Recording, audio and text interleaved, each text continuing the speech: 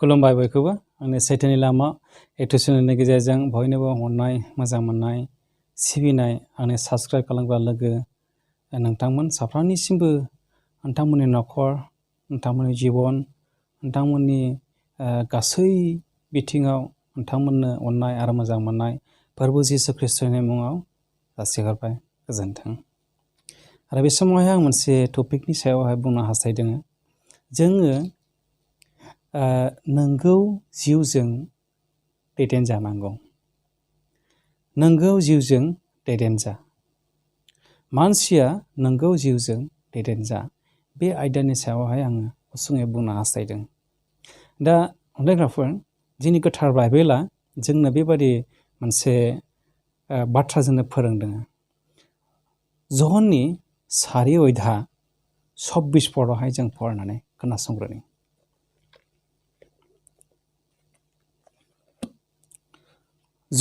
गाहाम जहननि 4 अध्याय 26 पद बे मोनसेखौ जों फरायनानै खोनासंनि।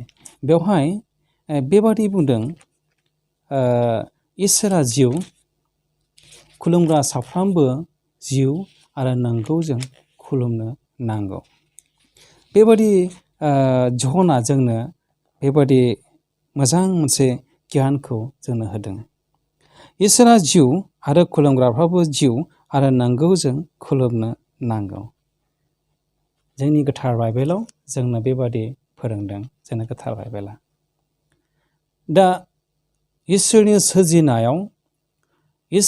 सोरजिनायाव बे बुहुमाव बयनिख्रुइबो साबसिन इसोरा सोरजिदों जों मानसिखौ। इसोरा बयनिख्रुइबो साबसिन जोंखौ सोरजिदों मानसि माहारिखौ। सुबुं माहारिखौनो बयनिख्रुइबो इसोरा अनसिनदों आरो बयनिख्रुइबो साबसिन बियो सोरजिदों। आरो बियो गावनि गोथार हांखौनो जोंनो सुनानै होनानै जोङो जिउ गोनां सुबुंफोर जादों। आरो बियो बे जिउजोंनो जोंनो गियान बुद्धि सोलोंनो हानाय बायदि रोखोम टेलेन्ट जोंनो बे इसोरा बे जिउनि गेजेरजों जोंनो होदों। बे जिउजोंनो जोङो दैदेनजानो नांगौ होननानै जोंनि गोथार बाइबेला जोंखौ बुंदों। नाथाय दिनै जोंनि जिउआ बबे बिथिंजों माजों जोङो दैदेनजादों? गोथार शास्त्रनि लिरनाय बादि जोङो दैदेनजादों, इसोरनि बादि जोंनि थाबायनायफ्रा जादों? जोङो एसे नायनि। जों बयबो साननानै नाय, जों बयबो स्टाडि खालाम, जों साफ्रोमबो मानसिफ्रा स्टाडि खालामदो आरो एसे साननानै नाय नोंथांमोनहा। जोंखौ मोनथाम बाहागोआ जोंखौ दैदेनो। जेरै मोदोमनि बाहागो, गोसोनि बाहागो, जिउनि बाहागो। मानसिनि देहायाव मानसिखौ बे मोनथाम फरजानि केरेक्टारा जोंखौ लिड खालामो। बे मोनथामनि गेजेराव बबे देरसिन, बबेजों जों दैदेनजानो नांगौ आरो बबे जिनिसा देरसिन, बबे जिनिसा जोंनो बांसिन जोंनि थांनानै थानायाव जोंनो आदोर आरो जोंनो मोजां परामर्स होयो, बे जिनिसखौ जोङो नायनो। मोदोमा बुंदों गोथाव जानो। जि जिनिसखौ नोङो लोमजादों बे जिनिसखौ नों मोनजाया। लोमजायोब्लाबो गोखै फिथाइ जानो लुबैयो, मुलि जाब्लाबो गोखै फिथाइ जानो लुबैयो। बे जाहैबाय मोदोमनि आधारखौ लुबैनाय, मोदोमनि हास्थायनाय। नोङो जे जिनिसखौ नों मोनजाया, बे जिनिसखौ जायोब्ला नोंनि देहाया थैगोन। बेनिखायनो बे मोदोमजों जों दैदेनजानो नाङा।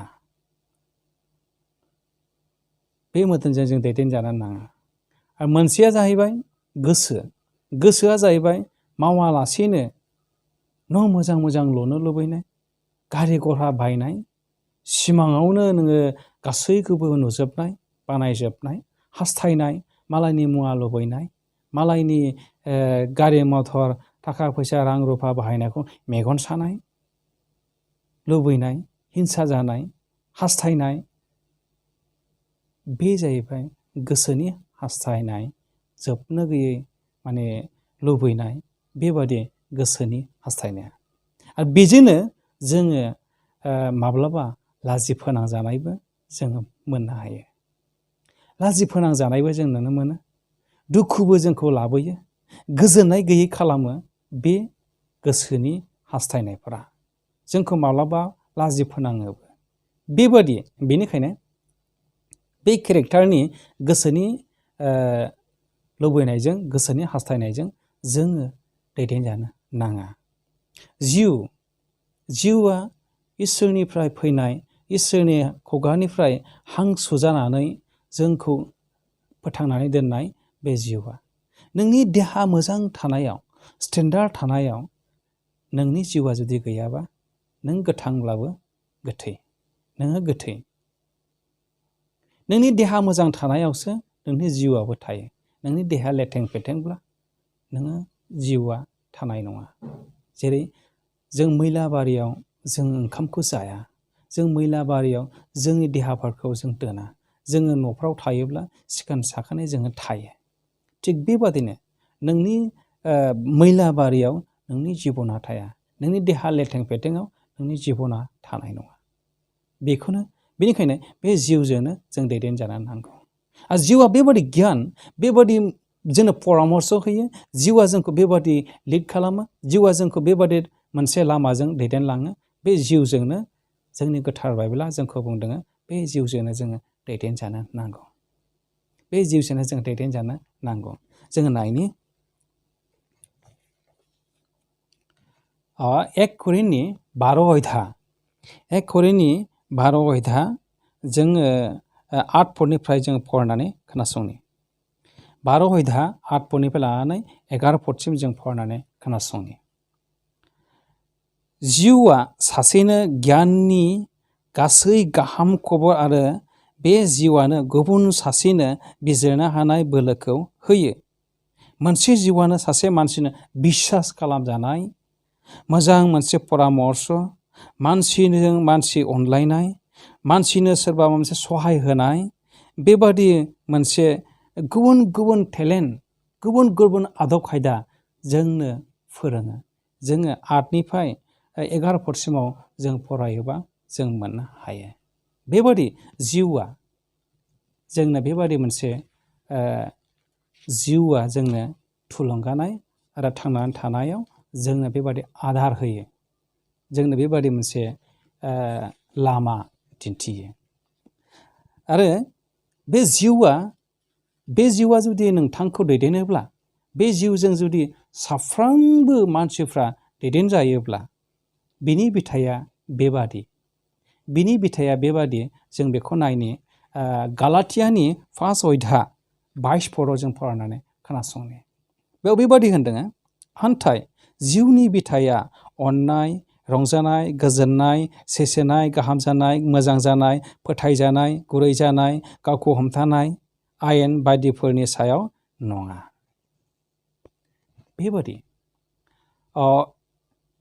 जिउनि बिथाया, जाय मानसिफ्रा नंगौ जिउजों, इसोरनि होनाय जिउजों गावखौ दैदेनो, बिसोरो गावखौ लिड खालामो, बे मानसिफोरनि जिउनि बिथाया बेबादि गोजोननाय, रंजानाय, खुसि जानाय, मोजां जानाय, फोथायजानाय, गुरै जानाय, हमथानाय, बेबादि अननाय, बेबादि इसोरनि जिउजों दैदेनजानाय मानसिफ्रा बेबादि।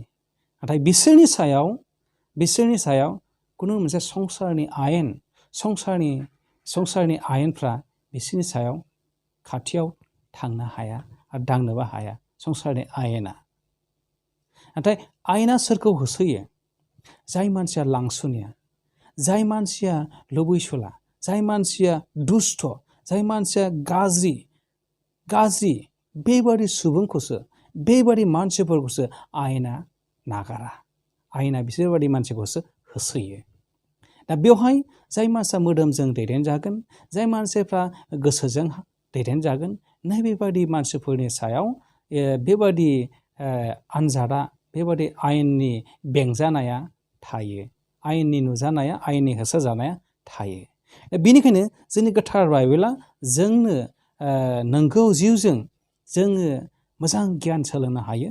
नंगौ जिउजों सासे मानसिया मोजां मोनसे गियान सोलोंनायजों जों गावखौ आदब गोनां सासे गियानि गुनि मिथिजानाय सासे मोजां मानसि जोङो संसाराव नुजासार जानाय सुबुं गावखौ दानानै लानो हायो। नोंनि जिउजों नोङो टेलेन्टेड मानसि जानो हायो।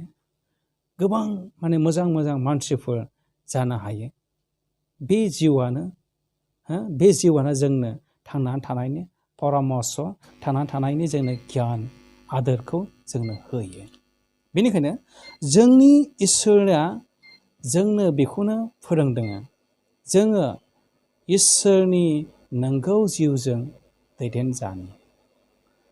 साफ्रोमबो मानसिफ्रा इसोरनि नंगौ जिउजों दैदेनजानो नोंहा गाहाम जागोन, जोंहा गाहाम जागोन, जोंहा गोजोननाय जागोन, जोंहा रंजानाय जागोन, जोंहा खुसि जागोन। बेबादि जोंनि जिबनाव, जोंनि न'खराव, जोंनि समाजाव गोजोननाय फैगोन। बेनिखायनो जोंनि गोथार बाइबेला जोंखौ बुंदों, जोङो नंगौ जिउजों दैदेनजानो नांगौ। मोदोमनि लुबैनायजों नङा, गोसोनि हास्थायनायजों नङा, जोङो सैथो जिउजों जों दैदेनजानो नांगौ। जायखौ जोङो बयनिख्रुइबो गोनांसिन, बेनो जाहैबाय जिउ। बे जिउजोंनो जों दैदेनजायोब्ला जोङो निस्सय बे संसाराव जोंनि न'खर आरो जोंनि मण्डलिफ्राव आरो जोंनि समाजाव गोजोननाया फैगोन। सासे मानसिया मोजां गियान गैयाब्ला, सासे मानसिया सैथो जिउ गैयाब्ला, सासे मानसिखौ सहाय खालामा। सासे मानसिया मोजां जिउ थाब्लासो, सासे मानसिया मोजां गियान थाब्लासो सासे मानसिखौ सहाय खालामनो हायो, सख'नो हायो, रायख'नो हायो, हेफाजाब होनो हायो। बेनिखायनो जोङो गोबां मानसिनो जोङो फोरमायनि, जों बयबो नंगौ जिउजों दैदेनजानो। इसोरा बे बाथ्रानि गेजेरजों जों बयखौबो बोर होथों। जिसुनि मुङै आमेन।